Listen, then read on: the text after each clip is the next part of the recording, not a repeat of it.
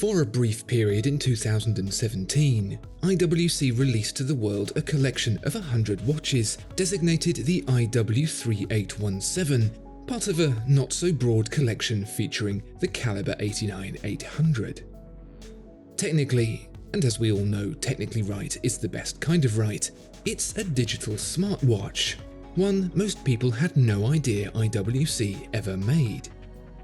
Well, they did, and it's here, and we're going to find out just how smart it actually is.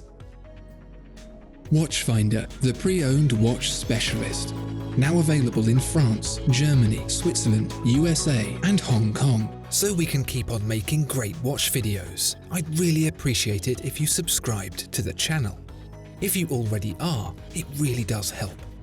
Thank you. Understanding the origins of smartness could well be a painful task, meaning here in the sense of being painfully boring. But the sense of enduring agony actually lends itself a clue to the very first meaning of the word.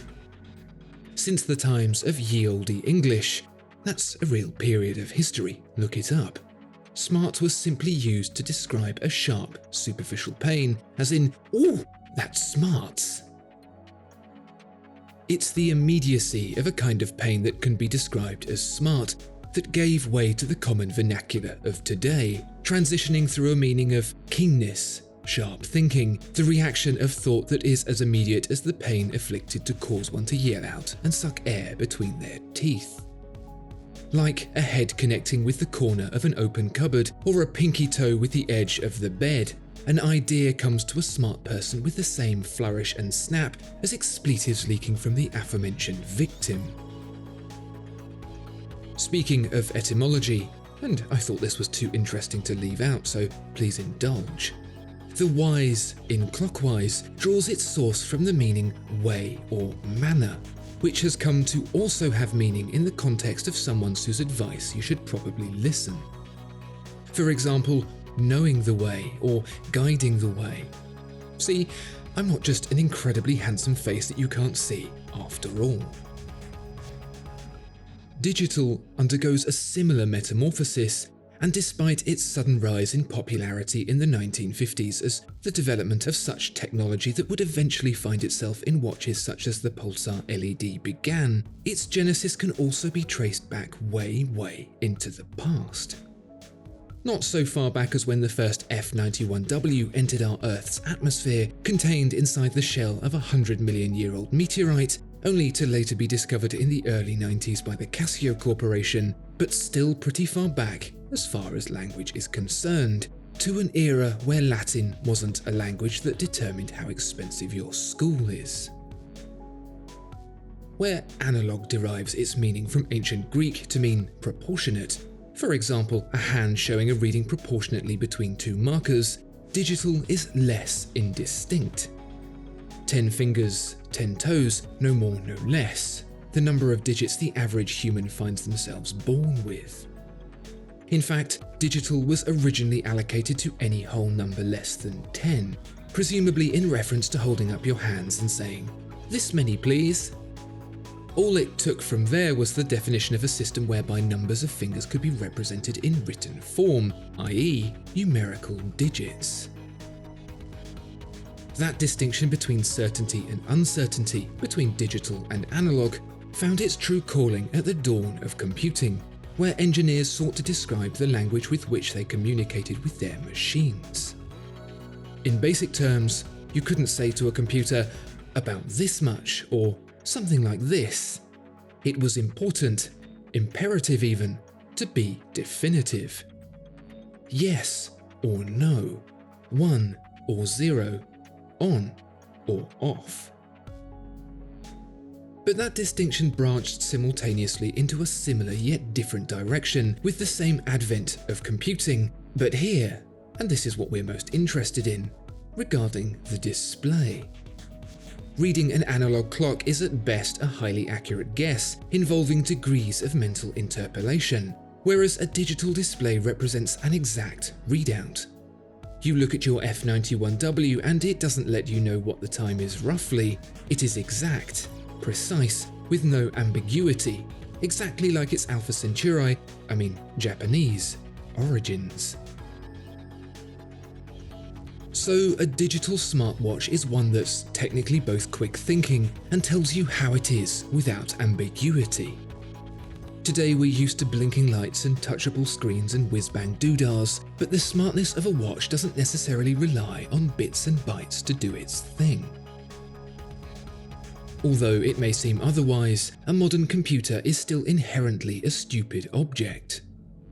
Regardless of the many millions of decisions a high-powered computer makes, it is still at its core driven by tangible directives and definable rules, far from the self-evolving technological nightmare that is the singularity.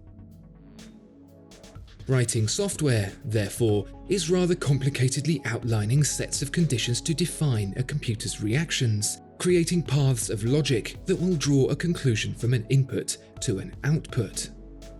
That conclusion may have run through many decisions, but ultimately the basic principle remains true. You don't need the silicon transistors of a CPU to be able to build a system of logic like this, and before computers were a thing, mechanical complications were the given approach.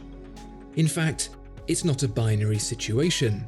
The very first computers were mechanical, built like enormous watch mechanisms to process data.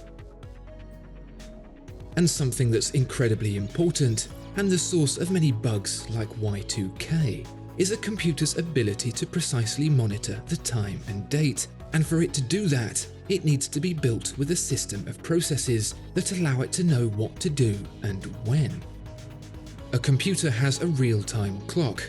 A movement has the escapement, and they are the foundation on which all the preceding decisions are made. With a computer and its software interface, the clock can be quite simply asked, have 60 seconds elapsed, and it will know to record that as a minute. The same with hours, days, months, years, leap years. All the mathematics can be laid out in logic form to log the passage of time. For a movement such as the calibre 89-800, those questions can only be asked mechanically.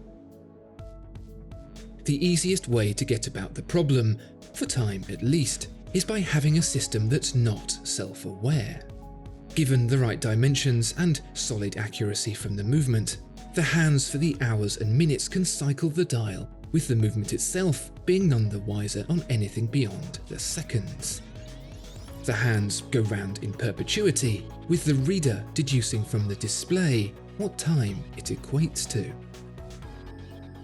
That's all very well and good until it comes to the date, because the date can't simply go around in circles.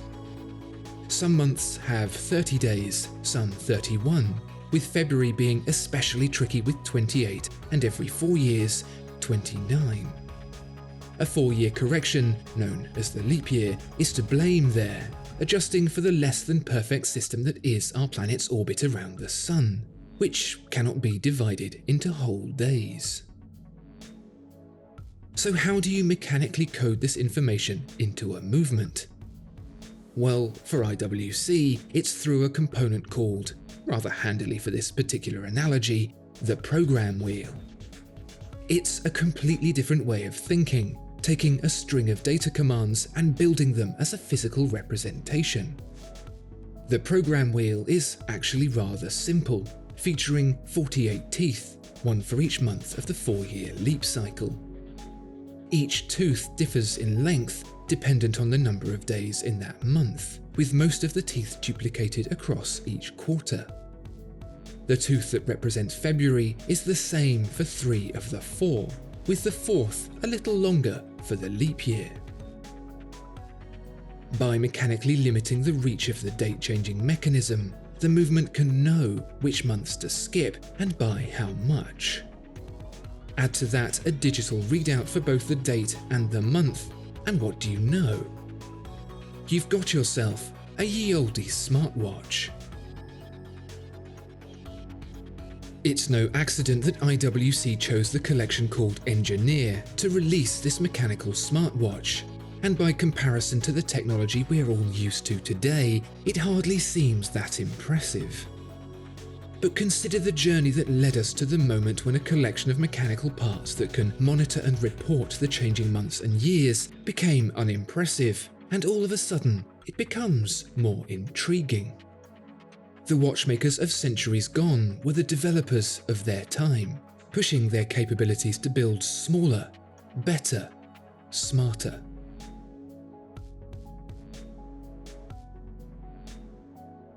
Discover more exceptional watches at Watchfinder. Thank you so much for watching this video. If you enjoyed it, please do consider giving it a like and subscribing to the channel. If there are any watches you'd like to see featured, please let us know in the comments below.